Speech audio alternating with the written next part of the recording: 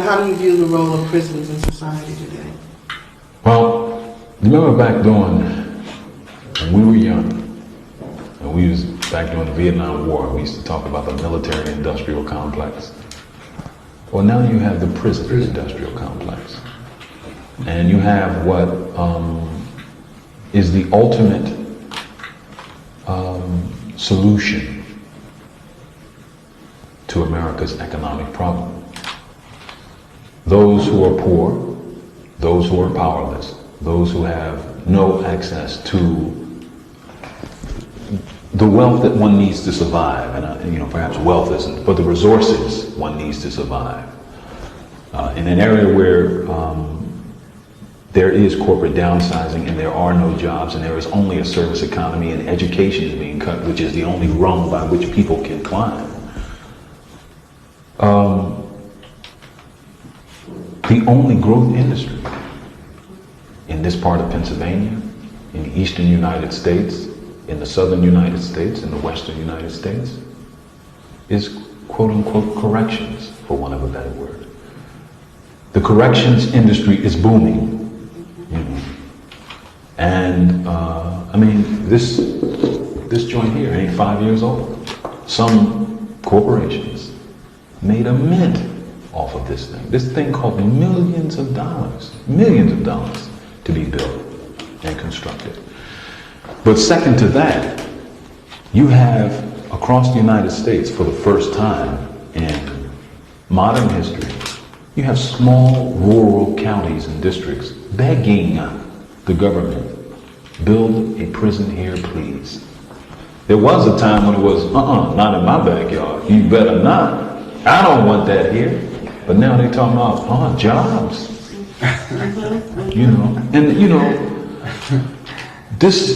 That's the reality. That's the reality that we're working with.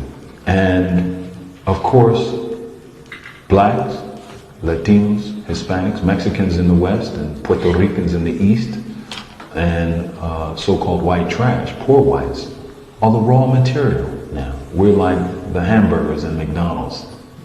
We're the raw material now. We're being fed into this.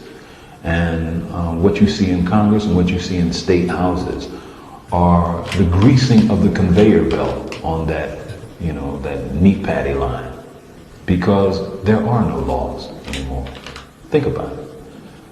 When you look at the trend of the law, and analyze the cases, read the cases and see what they're saying, you don't hear anybody talking about, search and seizure, Fourth Amendment, or any other amendment. What you hear in popular discourse on talk radio stations or in the newspaper is lock them up yesterday, or kill them, you see. And it becomes a political, again, an engine feeding an industry, the prison industrial complex, you see. And it is so naked now, so negative now, that as Monica said, you can have over 1.1 million people in this prison, in these prisons. And you have people saying, well, they need to lock up more people. You have people actually saying that. Of course they don't know what they're talking about, but they're just following a script that has been laid down to them, by the media, by the politicians. When you spoke about, that, I thought about a recent article that was in the New York Times. You may have seen it, by Saul Wachtler, who used to be the presiding chief judge of the New York Court of Appeals. And I laughed when I read it. I really did. I had a belly laugh. Because here was a guy who was, for all intents and purposes, a hanging judge. And if somebody, made a claim before his court, you get nothing. Shot people down like, it was fun.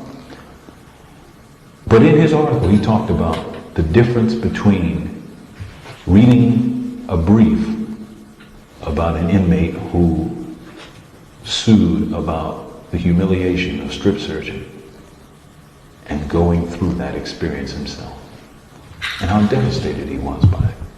But every one of those 1.1 million people, and increasingly when you look at least across the country now, you don't have to go to prison to go through that humiliation. You can go to your average police station down the block. You know, someone gets arrested for a traffic violation, a ticket. And men and women are being strip searched in every city of America. You see what I'm saying? So, you know, when he was in a position of power and he could have said, this is unconstitutional or it violates the same. Doesn't make a claim. Next, denied. And he didn't sense how wrong, how cold-hearted that was until it was him that had to spread his buttocks. It was him who had to pull his penis back. And you understand what I'm saying? It became a whole nother reality. You know, Jamaicans have a saying, who feels it, knows it. Well, now he knows it. A little too late though, ain't it? Mumia Abu-Jamal's life is valuable to all human life. Mumia Abu-Jamal's life is valuable to this earth.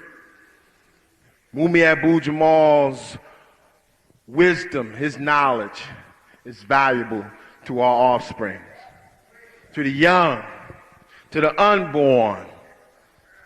We got to free Mumia Abu-Jamal, brick by brick, wall by wall. We have to free Mumia Abu-Jamal. Let's send a message May 17th.